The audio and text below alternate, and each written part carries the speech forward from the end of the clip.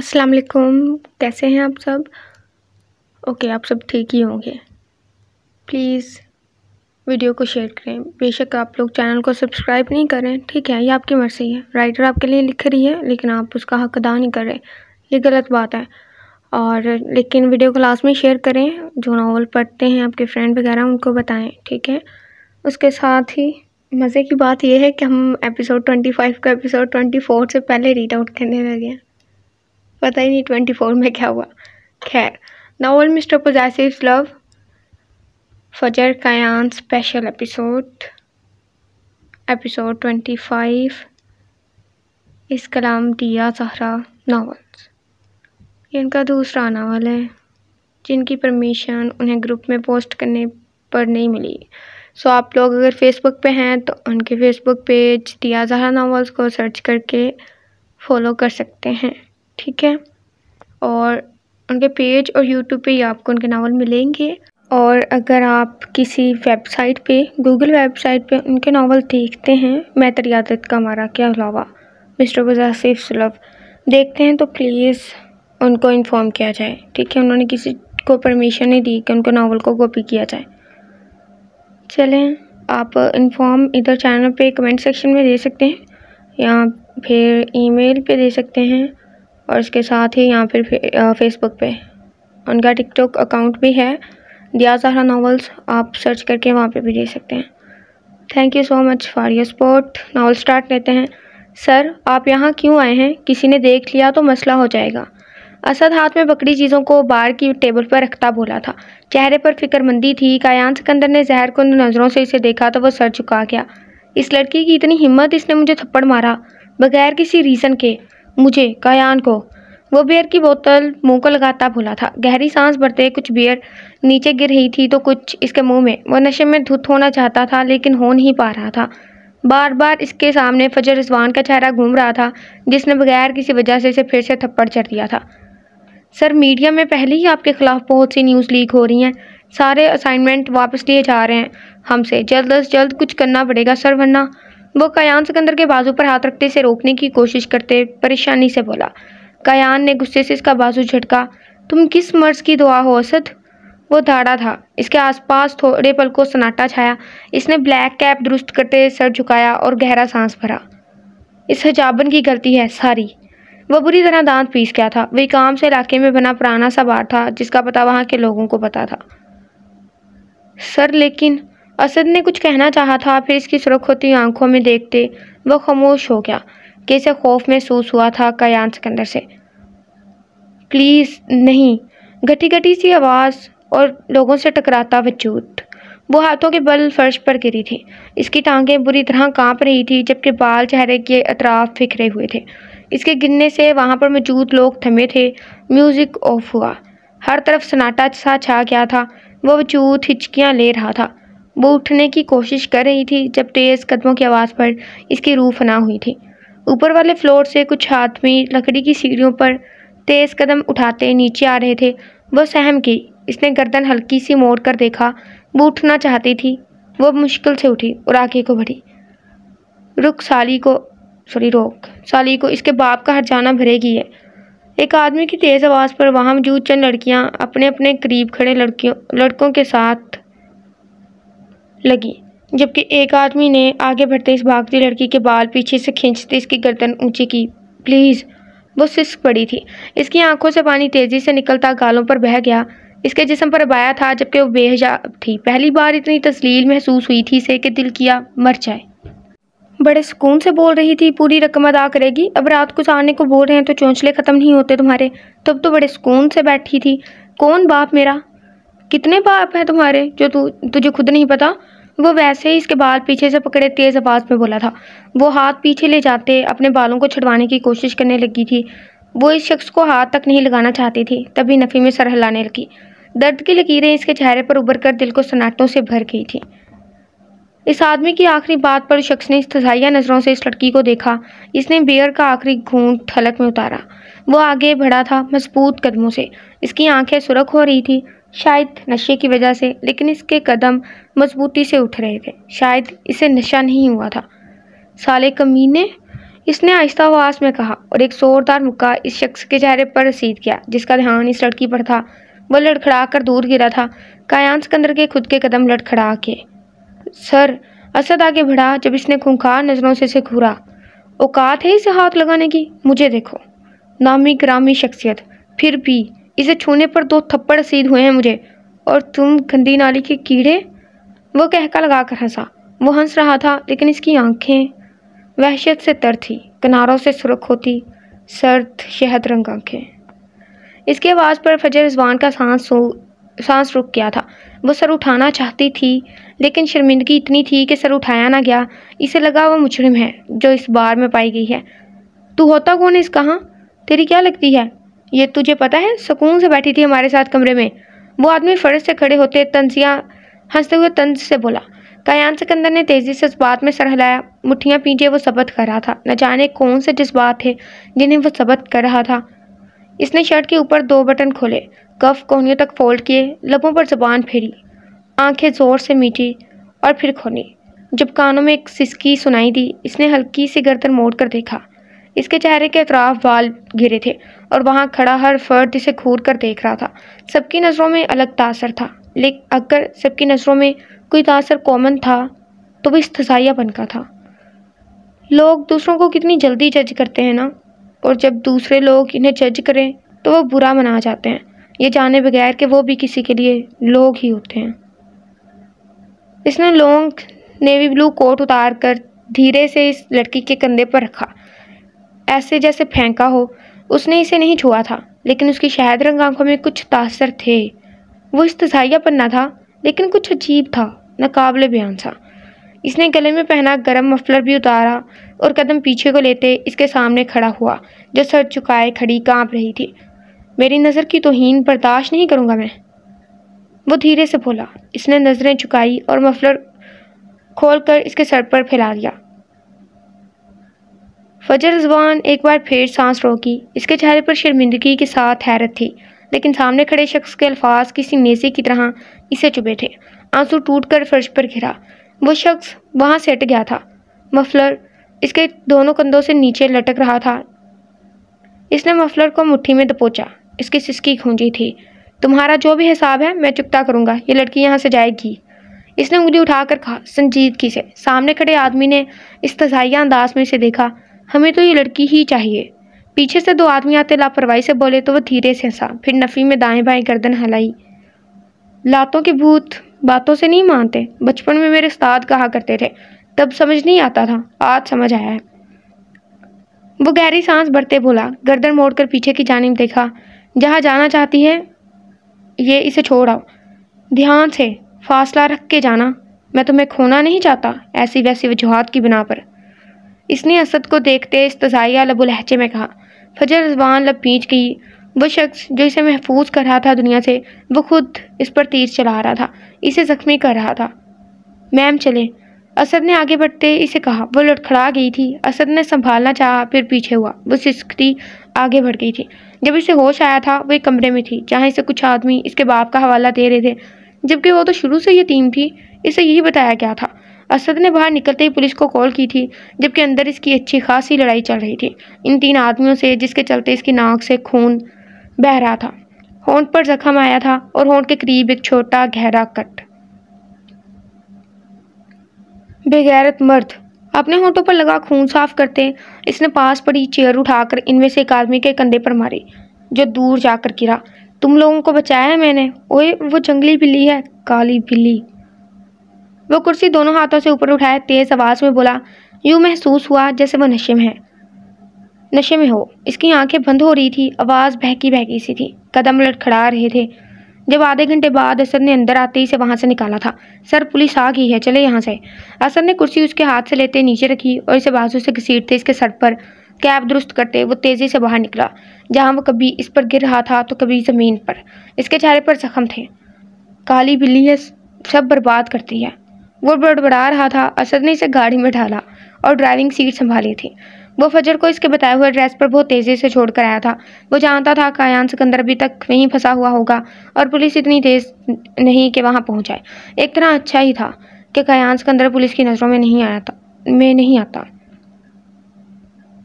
Kayan Sikandar, I love you. कई मिलीजुली तेज आवाज़ें गूंज रही थी। वो शख्स धीरे से हंसा। सब कुछ नया सा था। वो स्टेज पर खड़ा था। इसके बाल बिखरे हुए माथे पर गिरे थे। ब्लू टी शर्ट में वो पसीने से भीगा हुआ था। कायान Sikandar, please say to love you too, sorry. लड़कियों के एक बड़े से ग्रुप ने इसे देखते चीखते हुए पूरी ताकत से कहा। वो दोजानो स्टेज पर बैठा था। पानी की बोतल वर्कर से पकड़ते, खोलते, लबों से लगाई तो हुटिंग की आवाज़ पर इसने बोतल मुंह से हटाते अपने लबों पर अंगूठा फेरा। उफ! पूरी ऑडियंस ने एक साथ कहा तो वे शहद रंग आंखों में सहरदारी करते, इन्हें देखते एक तरफा हंसते, लबों पर जुबान फेर गया। से लव यू टू। एक बार फिर से आवाज़ गूंजी थी। इसने दोनों आबरू उचकाए, इस बड़े से गर्ल्स ग्रुप को देखा। गर्दन बाईं जानिब की, जिससे इसकी गर्दन की नसें ऊपरी गर्दन को मज़ीद दिलकश बना गई। ओके, ये एक सॉन्ग है। वो शहद रंग आंखें उठाते, एक तरफा मुस्कुराते, लबों पर सजाए आबरू चुकाते, मुस्कुराहट लबों पर सजाए आबरू चुकाते, धीरे से मस्मराइज करती आवाज़ में गुनगुना गया था। हुटिंग की आवाज़ हर तरफ गूंज उठी थी। इसने स्टेज से दूसरी पानी की बोतल उठाते कदम पीछे लिए। वो पलट गया, पानी सर पर गिराया जो बालों से होता, इसकी चौड़ी पुश्त पर गिरते, पुश्त को गीला करते, इसके कसरती जिस्म को वाज़ा कर गया था। वहाँ खड़े लोगों ने फिर से शोर मचाया था। वो नफ़ी में गर्दन हिला गया, जिससे इसके सिल्की बाल दाएं बाएं लहराए और पानी के कतरे स्टेज पर गिरे। वो बाहर निकला, अपनी वैनिटी वैन में आया था। असद ने इसके आगे टैप किया और इसे टॉवल दिया। बाहर रगड़ते इसने टैप पर देखा। इसकी लाइव परफॉर्मेंस अच्छी जा रही थी। वो धीरे से हंसा, चमकती शहद रंग आंखें। सब कंट्रोल में है सर, बस मलक कंट्रोल में नहीं है। रोज़ आपके खिलाफ कुछ ना कुछ छापता रहता है, शायद आपको बात करनी चाहिए। असद ने टैप इससे लेते धीमी आवाज़ में कहा। इसके हल्के गुलाबी लबों के किनारों पर एक निशान था, एक लकीर। असद ने बगौर इस लकीर को देखा।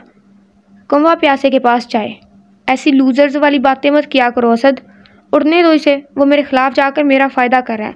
अब हर किसी को पता है कायान सिकंदर कौन है। इसका शुक्रिया करना चाहिए हमें। वो टावल सोफे पर फेंकता बेजारी से बोला था। वो निशान इसे 4 साल पहले मिला था, एक बार में, एक नापसंदीदा लड़की के लिए लड़ते हुए। वो लड़की गायब होगी। इसके खिलाफ कई बातें बनी, यहाँ तक कि मीडिया में ये बात भी उछाली गई थी कि इस लड़की को गायब करवाने वाला कायान सिकंदर था, या फिर इनका ब्रेकअप हो गया। वो लड़की आज भी चर्चा में थी। आज भी कायान सिकंदर के खिलाफ बात होती थी और सारी बातों का जिम्मेदार मलक था, जो बिल्कुल फारिग था अपनी बुरी आदतों के चलते, और इसका एक ही मकसद था, कायान सिकंदर को बर्बाद करना। ये तुम क्या कह रहे हो? ओके, मैं चेक करता हूँ। असद ने एयरपीस पर टच करते फिक्रमंदी से कायान सिकंदर को देखा, जिसने आईब्रो उठाकर असद को देखा। जब तुम मुझे ऐसे देखते हो ना असद, तो मुझे ऐसा लगता है जैसे तुम मेरी वो बेगम हो जो कुछ अच्छा करने के बाद कहती है मुझे एक ज़रूरी बात करनी है। वो आंखें बंद करते, नफ़ी में सर हिलाते, मुंह बनाते बोला। असद ने भी मुंह बनाया था। वो कहीं ना कहीं सच कह रहा था। ऐसा ही होता था। असद इसे हमेशा ऐसे देखने के बाद बुरी खबर ही सुनाता था। सर, वो 4 साल पहले वाली रात को फिर से डिस्कस किया जा रहा है। असद धीरे से बोला तो कायान ने आईब्रो उचकाया। तो मतलब इस रात को कई बार डिस्कस कर चुका है। इसे लगता है वहाँ मैं था। भला मैं वहाँ था? वो धीरे से हंसा था। असद ने इसे देखा। इसकी आंखें चमक रही थी। वो कितना झूठा शख्स था। सर, इस बार बात कुछ और है। इन्हें कुछ फ़ोटोज़ और वीडियो क्लिप भी मिले हैं जो नशर किए हैं। इसने पता है, कुर्सी लगने से एक आदमी का कंधा टूट गया था। वो आदमी पुलिस की कैद से फरार हो गए थे। मैंने पूरी कोशिश की थी कोई बात बाहर ना निकले, लेकिन न जाने आज कैसे। असद मैंने बनाया था इसके तने चेहरे को देखकर। व्हाट द हेल असद, इतने सालों बाद इस मलक को कैसे मिल गई वो फ़ोटोज़? यू ब्लडी, तुमसे कोई काम ठीक से क्यों नहीं होता? और वो मलक आकर पीछा क्यों नहीं छोड़ता मेरा? वो शिद्दत से धाड़ा। असद ने 2 कदम पीछे लिए। वो सालों से इसके पीछे था और अब तो मलक इसके बारे में खुलकर गलत बोलता था, जिससे रोज़ मीडिया से अजीबोगरीब सवालात के जवाबात की तलाश में रहती थी। और अब इतने सालों बाद मलक के हाथ कुछ ऐसा लग गया था जिसकी इसे तलाश थी। सर, असद धीमी आवाज़ में एक कदम मज़ीद पीछे लेते बोला। नो वे असद, इसे जैसे पता था वो क्या कहने वाला है। शायद वो मीडिया का बताने वाला था जो बाहर थी। शायद सिक्योरिटी ने बताया था इसे। वो सोफे से कोट उठाए पहनता, गले में मफलर लपेटे, माथे पर बल डाले बाहर निकला। इस बार की सर्दियाँ कुछ ज़्यादा ही सर्द थी। बाहर कुछ फासले पर मीडिया के लोग थे और साथ मलक खड़ा इसे तीखी मुस्कुराहट से देख रहा था। सर बात सुने। क्या मलक सर जो कह रहे हैं वो सच है? क्या 4 साल पहले हुए बार के हादसे में आप मुलव्विस थे? क्या आप वहाँ अकेले थे? आप वहाँ क्यों गए? क्या किसी लड़की के लिए? क्या आपको जो ये निशान आया है वो वहाँ से आया है? ऐसे कई अनगिनत सवाल थे और इसकी जानिब बढ़ना चाहते थे, लेकिन सिक्योरिटी ने ऐसा करने से रोक रही थी। वो धीरे से हंसा। तुम खूबसूरत हो। इसने चमकती आंखों से गहरा सांस भरते रिपोर्टर को सहरतारी करती तिलिस्म सदा नज़र से देखते कहा। असद पीछे वो चंका सा खड़ा इसे देखने लगा, जबकि रिपोर्टर ने बाल कान के पीछे डेसे थे। इस लड़की के लबों पर हल्की मुस्कुराहट आई, जिसे वो लब दबाए रोकने की कोशिश करने लगी। वो धीरे से हंसा। इसकी हंसी, हाँ वो हंसी दिलकश थी, दिल को जज्बात के समुद्र में ले आने वाली वो हंसी, दिल को काबू करने वाली जालिम मुस्कुराहट। कोई भी मिल्क शेक आकर कुछ भी बोल देगा तो क्या आप अपने स्टार पर इल्ज़ाम लगाएंगे? वो फ़ोटोज़ इतनी क्लियर नहीं है जिस बना पर मुझ पर उंगली उठा रहे हैं। पहले अच्छे सबूत लेकर आएँ, फिर बात होगी। इसने इत्मीनान से कहा था। मलक ने दांत खचकाते ही इसे देखा तो एक तरफा हंसा था। वो वहाँ से हट गया तो इसकी मुस्कुराहट गायब होगी। इसकी आंखों में नागवारी उभर गई थी। असद इसके पीछे चल रहा था, जो लॉन्ग कोट की जेबों में हाथ डाले चल रहा था। वो हिजाबन वो सख्त लहजे में मध्यम आवाज़ में बोला। इसे शदीद कहर आया था इस लड़की पर, जो इसका पीछा अभी तक नहीं छोड़ रही थी। कहाँ जा रही हो? जल्दी जल्दी में कॉफ़ी कपों में डालते इसने कॉफ़ी का कप इसके सामने करते कहा। फजर ने कप पकड़ते मुस्कुरा कर इसे देखा। कहाँ जा सकती हूँ? काम पर ही जा रही हूँ, इसने ठंडी या भरते कहा था। गर्म कोट को अबाया के ऊपर से पहना। अपना ख्याल रखना। यमन ने धीरे से इसके कंधों पर हाथ रखा था। वो एक किराए के फ्लैट में रहती थी। वो इसकी स्कूल फ्रेंड थी और जब फजर 4 साल पहले इसके पास इसके पुराने घर पहुंची थी, वहाँ इसे बासिल अहमद मिला था, जो इसे सब क्लियर कर रहा था। तब वो इसे यमन के पास लाया था। ये फ्लैट भी बासिल अहमद का था। यमन भी इस शख्स की 1000 मिनटों के बाद मानी थी और ये सच था। इसने खुद कहा था एक बार, मैंने 3 माह तुम्हारी हर रोज़ तकरीबन 50 बार मिनटें की हैं। अब 1000 मिनटों से ऊपर हो गया है, मान जाओ। इसके इतने पुख्ता हिसाब पर यमन भी के होंठ मुस्कुराहट में फैले थे। और तब वह रहमत और फजर के साथ इस फ्लैट में शिफ्ट हुई थी। वो एक मामूली सी जॉब कर रही थी। इसकी पढ़ाई मुकम्मल नहीं हो पाई थी। रहमत को पढ़ाना, फ्लैट का खर्च और भी कई ज़रूरत की चीज़ें। फिर फजर में भी कोई काम नहीं कर रही थी कि तब वो एक ट्रॉमा से गुजर रही थी। इसे नहीं पता था वो लोग कौन हैं जो इसके बाप का हवाला दे रहे थे, जबकि इसे शुरू से बताया गया था इसका बाप मर चुका है। वो भाग गया था इस माँ बेटी को छोड़कर और फिर मर गया था। फिर ऐसी क्या वजह थी? लेकिन अब इसने काम करना शुरू किया था। अब यमन वहीद पर मज़ीद बोझ नहीं बन सकती थी, जबकि आए दिन पेपर्स में और न्यूज़ में वही शख्स के किस्से मलक के मुँह सुनती थी। और कभी जो इसकी ज़ात पर सवाल उठाए जाते तो वो खामोश हो जाती थी। कुछ बातें ऐसी ही होती हैं, वो बोलने में रवानी नहीं लेकर आती, बल्कि वो बातें खामोशी में तवील सिलसिला लेकर आती हैं। वो हिजाब दुरुस्त करती निकल गई थी घर से। रहमत भी जा चुकी थी तो यमन वहीद भी निकल गई। वो पुरसुकून ज़िंदगी गुजार रही थी या फिर इसे गुजारी दी जा रही थी। कुछ भी था, लेकिन अच्छा था। हाँ, लोकेशन पर पहुंच जाओ। इसने फ़ोन कान से लगाए इधर उधर देखा था। बैग कंधे पर डाले, एक छोटा सा बैग हाथ में पकड़े वो चल रही थी। फिर फ़ोन बैग में डाला। जबकि आसपास खड़ी लड़कियों की नज़र इस पर पड़ी तो इस्तज़ाइया हंसी। वाह! जदीद कपड़ों में एक लड़की ने बेजारी और इस्तज़ाइया अंदाज में इसे बाया में देखते नखावट ज़दा लफ्ज़ों में कहा। हर कोई इसे यूँ देख रहा था जैसे वो कोई दूसरी दुनिया की मखलूक़ात में से हो, जबकि अब तो इसे भी ऐसा ही महसूस हो रहा था। हाथ में पकड़े बैग पर इसकी गिरफ्त सख्त हुई थी। वो घबरा गई थी। वहाँ लड़कियाँ पूरे फैशन में थी, जबकि वो बाया में थी। हे ये देखो, ये वही है ना?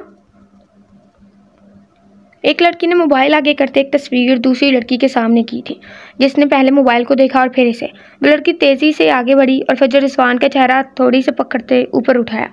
इसकी सब आंखों को भगोड़ देखा कई बार और मोबाइल पर एक नज़र डाले। फिर इसका चेहरा नखावट से झटका।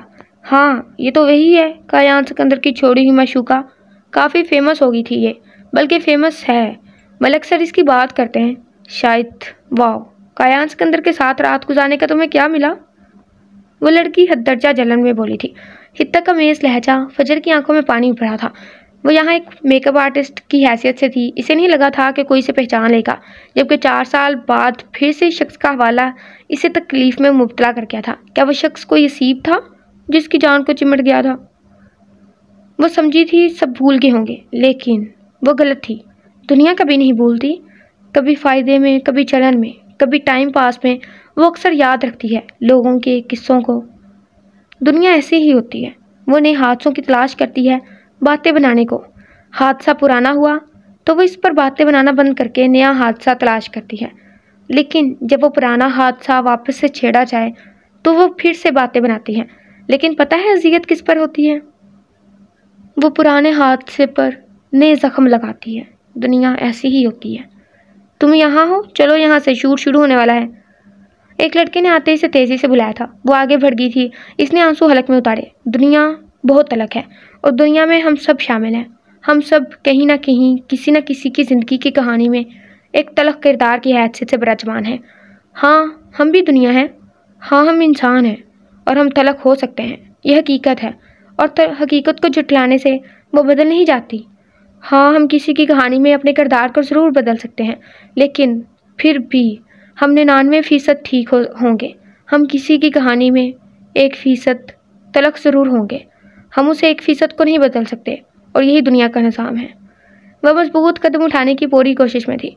वो एक लाइटिंग से बड़े कमरे के सामने रुकी। लड़के ने इसे अंदर जाने को बोला था। इनका शूट है। जो इनका मेकओवर कर रही थी वो मिस इमरजेंसी लीव पर चली गई हैं, सॉरी, इसलिए तुम्हें अचानक बुलाया है। ये तुम कर दो, बाल सेट कर दो और इनका निशान ज़रा वाज़ा कर देना, वो अच्छा लगता है। लड़का आखिर में हंसता हुआ बोला। फजर ने नासमझी से इसे देखा। वो आगे बढ़ी थी। इसका दिल अभी भी गम में डूबा था। बाहर खड़ी लड़कियों की स्थैर्य नज़रें खुद के वजूद पर चुभी थीं। सर, वो मैम नहीं है, मैं आपके। वो ज़ुकामज़दा सांस खींचते नज़रें उठाकर बोली और फिर वो बोलते बोलते रुक गई। दिल भी जैसे रुक गया था। इसने 4 साल बाद इसकी एक झलक देखी थी। 4 साल पहले इसने सरसरी सी झलक देखी थी। वो शख्स पहले से ज़्यादा दिलकश हो गया था, लेकिन इसके चेहरे पर वैसी ही मगरूर सी चमक थी। फजर ने नज़रें फेर ली। वो जो इसे देख रहा था, एकदम 4 साल पहले वाली रात याद आई और फिर कल की बातें। इसके रब शक्ति से एक दूसरे में प्रविष्ट हुए। इसका नज़रें फेरना वो अच्छे से महसूस कर गया था। इसकी रगें तन से की। वो ऐसा ही करती थी। वो हमेशा इस तरह इसे आग लगाती थी। जंगली काली बिल्ली। वो माथे पर तेवरी चढ़ाए लब दबाए एक कदम इसकी जानिब बढ़ा गया।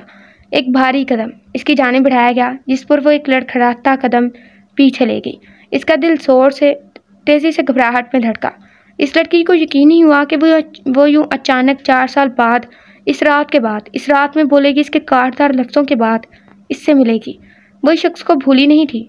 वो बस इसे याद था तो सिर्फ और सिर्फ अपने किरदार पर उठाई गई उंगलियों की वजह से और लोगों की उड़ती उंगलियों और काटदार बातों की वजह से।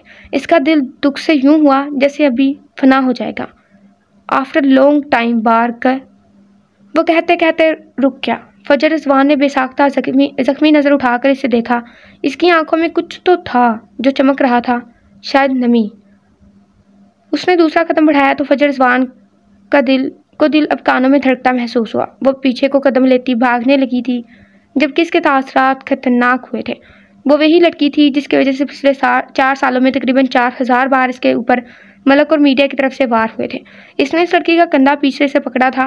वो ऐसे कैसे इसे जाने देता? वो लड़की इसके गुस्से की वजह थी और इसका दिल कर रहा था कि वो इस पर अपना सारा अगला पिछला गुस्सा उतार दे। जारी है। ओके, एपिसोड 4.3 के वर्ड की है।